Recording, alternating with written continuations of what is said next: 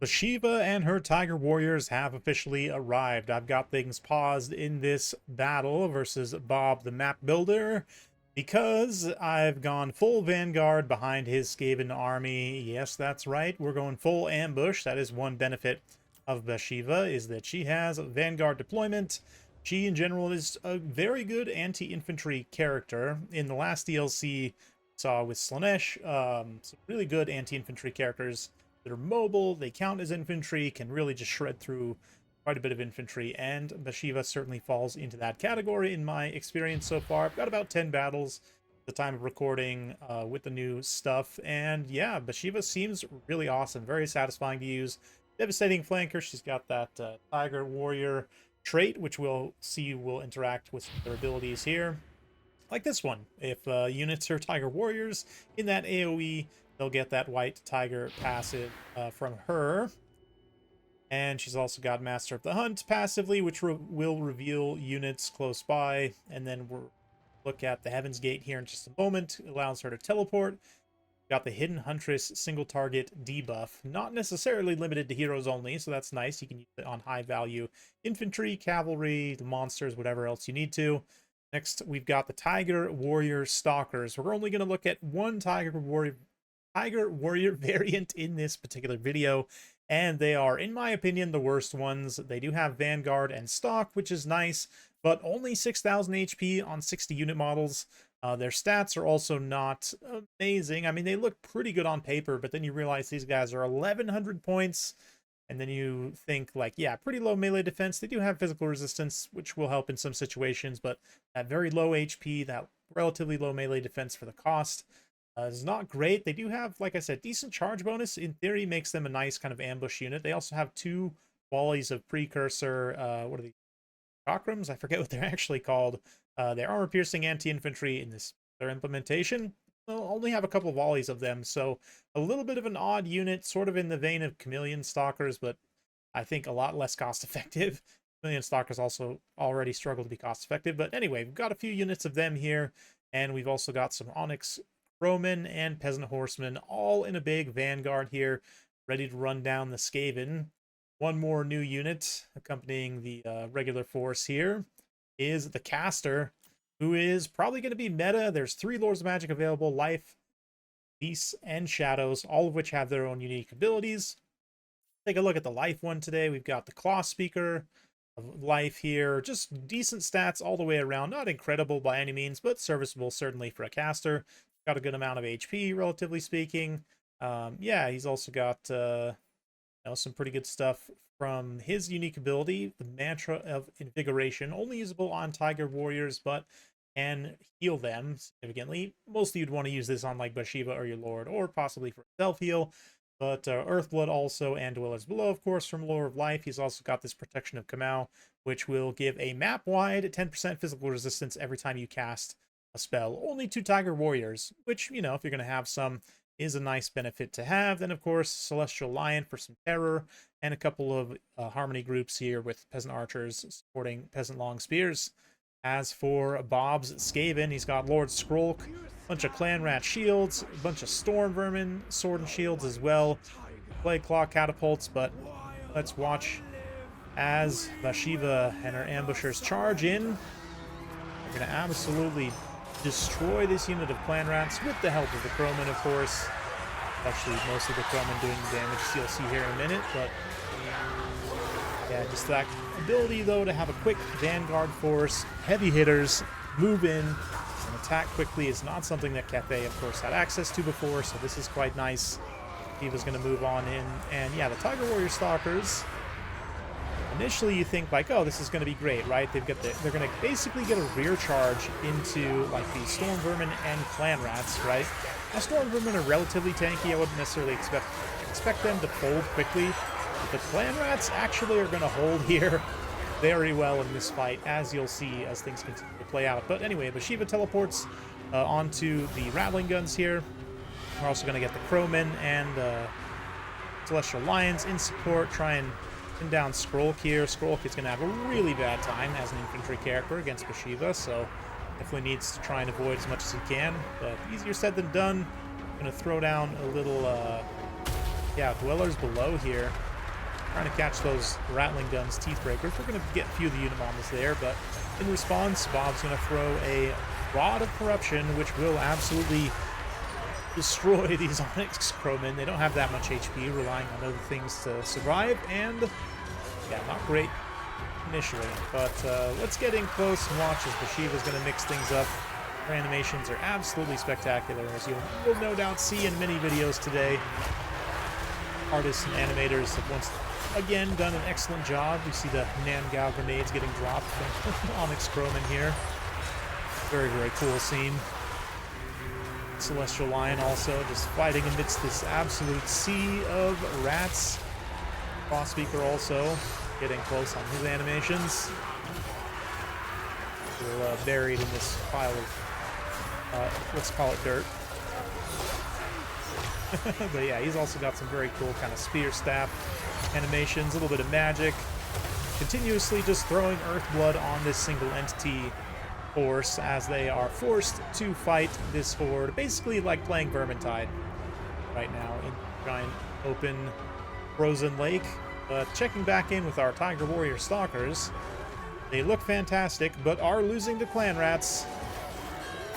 And yeah, I mean, in my experience so far, I guess we'll see together as we go through the battles, but I can't recall them getting over 600 value, which is very bad for a unit that costs 1,100 gold. So they look fantastic. Fortunately, their performance is not to snuff with their looks. So fun stuff there. But we'll check back in with the real star of the show, Bhashiva, having a great time, getting hit by the Liber Vonicus. But there is technically no max uses for this Tiger Warrior only heal. So as long as Bhashiva doesn't take too much burst damage, her or the caster can technically stay alive until they're heal capped. And it also refreshes Vigor, of course, as well, which is super nice. But between that Lord Life, the Lord Life healing itself, and that activatable ability, Speaker of Life can definitely put out a lot of healing, specifically on Bhashiva or on generic Lord is also a great option. We're definitely gonna take a look at him in the next video. But I suppose you maybe could use those to heal one of the infantry units in a situation where you really needed to, but I guess that's really if you only don't have any Tiger Warrior characters. The Beasts and Shadows ones do have different unique abilities. Effective videos, but now it's just my single entities continuing to play Vermintide here. We do get the Peasant Long Spears and Archers in range to support a little bit with a little bit of leadership damage. Hopefully that leads to a terror route. But yeah, the Stalkers just lose.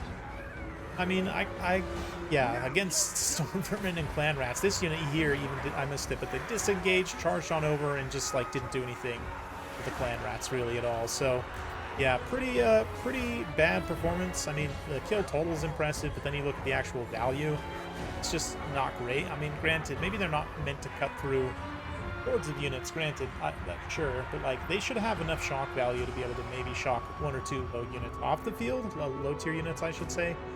I don't know. Hey, maybe they'll be good in domination. Certainly having Vanguard and Stalk is quite nice and will make them quite useful in that game mode.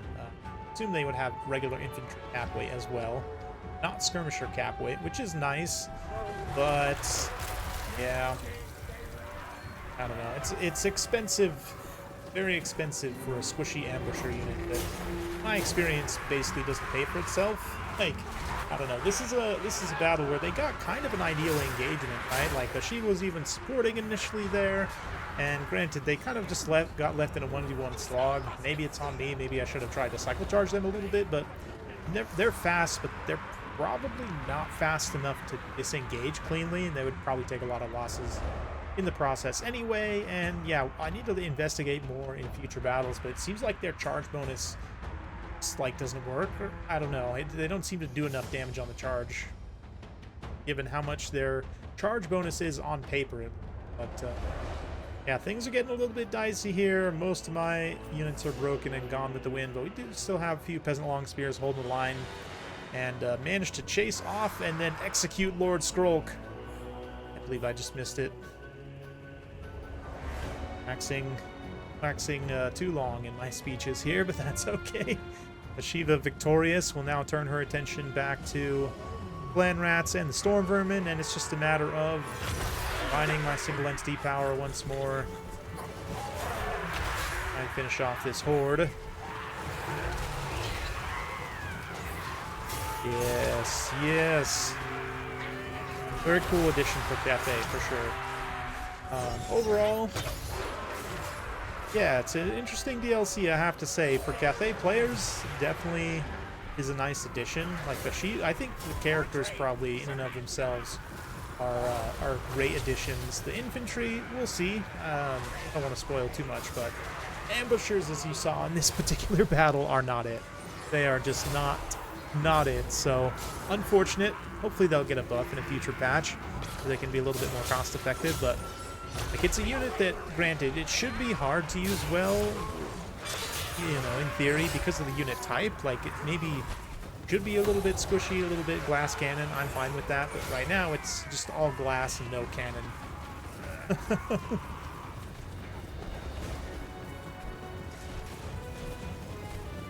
As terror continues to take hold of the Skaven force, we'll fast forward. Bob makes his final stand. But yeah, overall, very fun. Very fun to use, I will say. Bhashiva is super satisfying to play with. Just in general, these like infantry blender characters are super fun. I think they're definitely a good time. And with that teleport, it gives that extra layer of mobility. Bhashiva has great mass and good speed as well, kind of on par with something like you know, like a monstrous infantry character like a Doom Bowl, Rockscore Ancient, Nakai, stuff like that, where she can kind of push through infantry. She will get caught up on cavalry, but she can kind of push through infantry fairly well, and you know, has that speed to be able to pick her engagements. To get too bogged down, but definitely do a number on a lot of infantry. And the fact that she counts as small means that, like, I protect, especially against like halberds and stuff, like any kind of anti-large unit spears, she can just get in there and mess them up in a hurry, which is something that it actually does benefit Cathay, I think, in some matchups. And then yeah, Clawspeakers, fantastic, really nice caster to have. Great options as battles, but even just having a Lore of Life hero caster, not something Cathay had before, so really adds something to the roster for sure. The Tiger Warrior, Stalkers.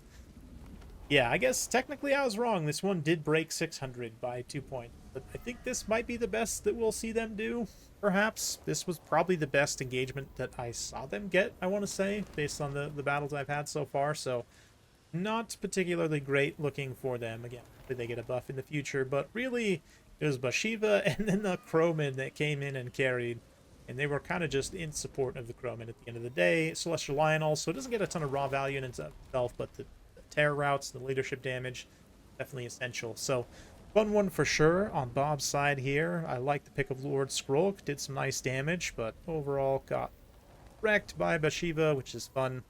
The Storm Vermin did very well. They all paid for themselves fighting ambushers, so I mean, again, they're kind of an like an upper tier, more of a mid tier actually nowadays with the cost adjustments, like a mid tier defensive infantry. Maybe they should beat an ambusher 1v1, but like that decisively. And again, I was able to get like a nice supported rear charge initially. It sort of, I guess they were counter-charging a little. But anyway, all that aside, Clan Rats with shields actually pay for themselves as well.